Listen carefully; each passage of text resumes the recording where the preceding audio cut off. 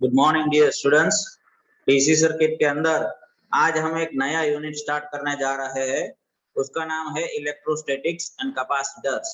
ठीक है, unit number 4 है आपका इलेक्ट्रोस्टैटिक्स एंड कैपेसिटर्स। तो सबसे पहले कुछ महत्वपूर्ण डेफिनेशंस है, उसको समझने की कोशिश करेंगे वन बाय वन इस लेक्चर के अंदर। ठीक है, देखिए सबसे पहले आपको पता होना चाहिए कि इलेक्ट्रिक चार्ज किसको बोलते हैं। इलेक्ट्रिक चार्ज का सिंबल आपने काफी जगह पे देखा होगा, क्यू लिखा होता है। ठीक है, इलेक्ट्रिक चार्ज का सिंबल क्यू लिखा होता है, क्यू अल्फाबेटिकल क्यू जो होता है। ठीक है, इसको हम बोलते हैं इलेक्ट्रिक चार्ज। ठीक है, क्यू, राइट। और अगर मैं बात करूं तो चार्ज दो प्रकार के होते हैं, पॉजिटिव चार्ज और नेगेटिव चार्ज। ठीक है, तो आपको समझ लेना है इलेक्ट्रिक चार्ज दो प्रकार के होते हैं, positive as well as negative charge. Basically electric charge किसको बोलेंगे, तो एक प्रकार की फिजिकल प्रॉपर्टी है, ठीक है, जिसकी कारण फोर्स क्रिएट होती है। ठीक है, जब उसको हम किसी भी फिजिकल प्रॉपर्टी, मैं एक एग्जांपल आपको हिंदी में समझाता हूं। किसी भी मटेरियल को आप इलेक्ट्रिक फील्ड या मैग्नेटिक फील्ड के अंदर ले जाते हैं, ठीक है, समझिए किसी भी मटेरियल, ठीक है, जिसको आप इलेक्ट्रिक फील्ड या मैग्नेटिक फील्ड के अंदर ले जाते हैं तो उसके ऊपर एक प्रकार का फोर्स लगता है। ठीक है, वो फोर्स किसकी वजह से होता है, इलेक्ट्रिक चार्ज की वजह से। उस एटमॉस्फेयर में रहे इलेक्ट्रिक चार्ज की वजह से उसमें फोर्स लगता है। ठीक है, तो इंग्लिश में मैं बताऊं तो electric charge is the basic physical property of matter that causes is to experience a force when kept into the electric or magnetic field। ठीक है, जो मैंने अभी आपको हिंदी में बताया। अब देखिए इलेक्ट्रिक चार्ज जो होता है वो इलेक्ट्रिक फील्ड के साथ अटैच होता है। इलेक्ट्रिक फील्ड किसकी वजह से होती है, इलेक्ट्रिक चार्ज की वजह से होती है। ठीक है, अब जो मूविंग इलेक्ट्रिक चार्ज जो होता है उसकी वजह से आपका मैग्नेटिक फील्ड जनरेट होता है। देखिए समझिए, इलेक्ट्रिक चार्ज होता है, ठीक है, वो एसोसिएट होती है इलेक्ट्रिक फील्ड के साथ। ठीक है, अब जो मूविंग इलेक्ट्रिक चार्ज होता है उसके कारण हम मैग्नेटिक फील्ड पैदा कर सकते हैं। ठीक है, तो कॉम्बिनेशन जो होता है electric as well as magnetic field which is known as a electromagnetic field. ठीक है, दोनों फील्ड है, दो प्रकार के फील्ड होते हैं, इलेक्ट्रिक और मैग्नेटिक। दोनों का कॉम्बिनेशन बोलोगे तो इलेक्ट्रोमैग्नेटिक फील्ड बोला जाता है।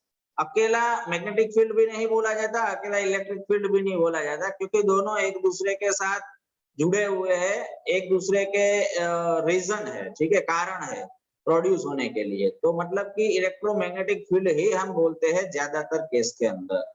ठीक है, तो motion of electric charge causes magnetic field, okay, और electric field charge associate with electric field. ठीक है, इसीलिए इलेक्ट्रोमैग्नेटिक फील्ड बोला जाता है।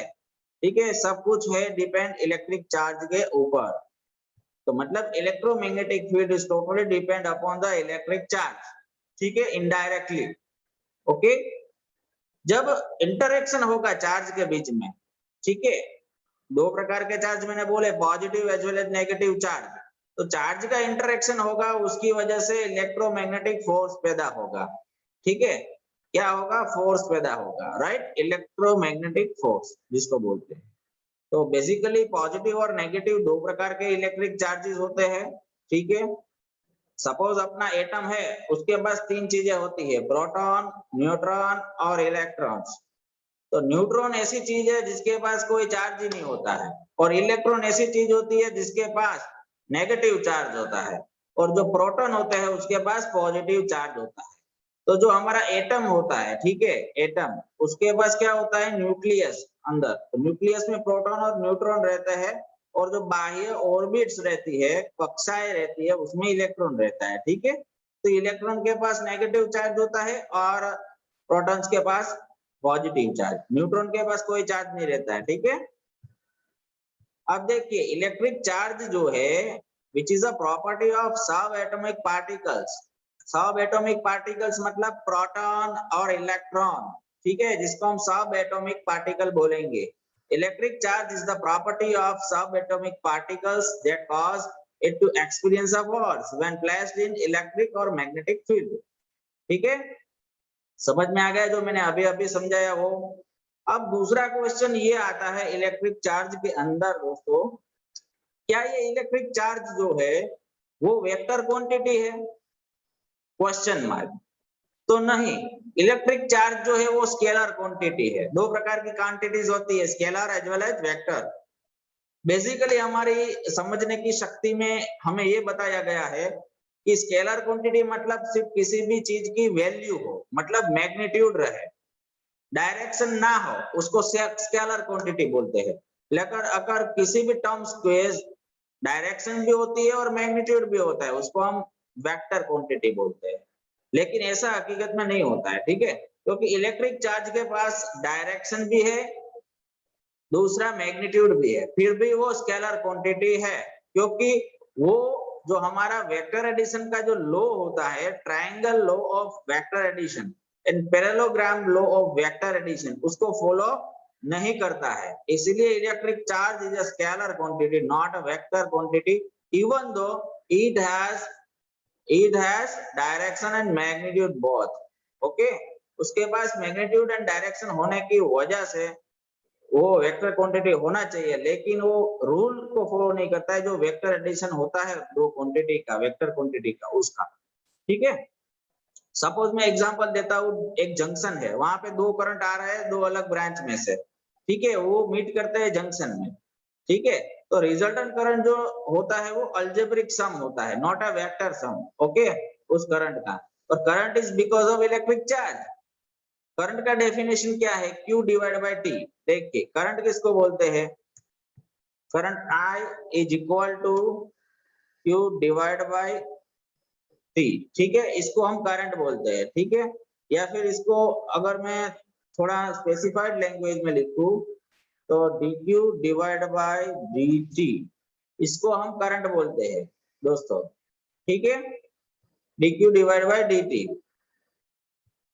तो current is because of electric charge. तो अगर करंट दो ब्रांच में से आ रहा है तो रिजल्टेंट एड होगा, लेकिन वो सम होगा स्केलर सम, ठीक है, algebraic sum which is a scalar sum, not a vector sum. Okay, इसलिए current is also a scalar quantity, so electric charge is also a scalar quantity, magnitude और direction होने के बावजूद। और मैं यहाँ पे आपको दिखा देता हूँ, Q is equal to I into T, यानी I is equal to Q divided by T, अभी अभी मैंने आपको बताया।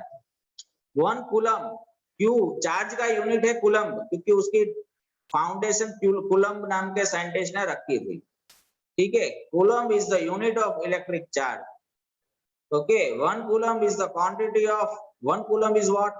Quantity of charge transferred in 1 second.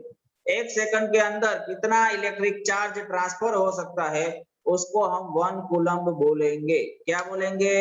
1 coulomb is equal to amount of electric charge transferred in 1 second.